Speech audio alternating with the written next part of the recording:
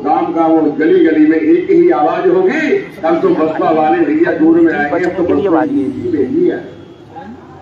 मंत्री जी और छोटे छोटे बच्चे आदमी बुजुर्गों की आवाज निकलेगी कि गली गली में एक ही शोर और हाथी चला मिलेगी।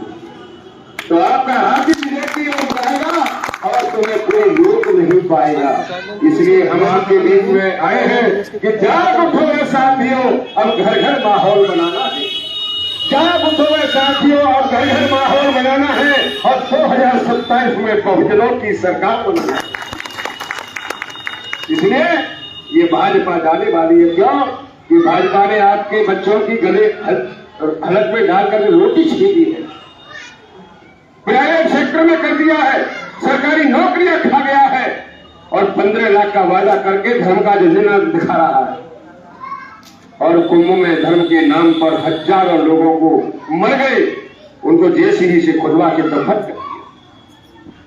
बाबा साहब ने उनको कलम का सिपाही बनाया कि पढ़ो और बढ़ो, क्योंकि स्कूल जाओगे तो अधिकारी बनोगे और मंदिर जाओगे तो भिखारी बनोगे। ये बाबा साहब ने कहा।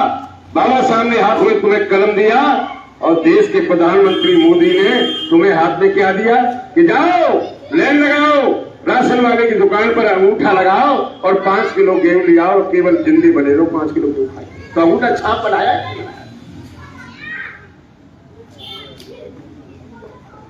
इसलिए हम आपसे कहने आए, किसी से मत डरो। ये तो अपने आप अपने कर्मों से ही चले जाएंगे, क्योंकि इन्होंने गरीब का हक छीना है, गरीब को सताया है। तो कहते हैं कि गरीब को मत सता, नहीं तो गरीब रो देगा। गरीब को मत सता, नहीं तो गरीब रो देगा। और गरीब का हिमायत उठेगा तो तुझे जड़ से खो देगा, पता भी नहीं चलेगा कि तू भाजपा कहां से आई और कहां से। ये छल प्रचंड आडंबरवादी कभी न सुख से सोवेंगे और बहन जी की सरकार आते ही जेल में फूट फूट के रोवे।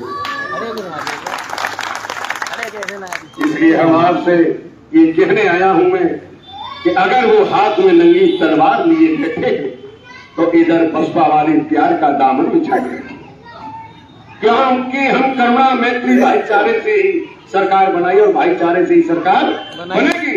इसलिए कहना है कि अगर वो हाथ में नंगी तलवार लिए बैठे हैं तो इधर हम प्यार का दामन बिछाए बैठे हैं, मगर फिर भी वो गरीबों को सताने की ठान बैठे हैं। तो चिंता की कोई बात नहीं है, बहन जी की सरकार आते ही हम भी उनकी मौत का सामान लिए बैठे। जब सरकार बहन जी की बनेगी, जब इन गुंडों को बीन बीन के जेल में ठूसा जाएगा, तब इनसे पूछ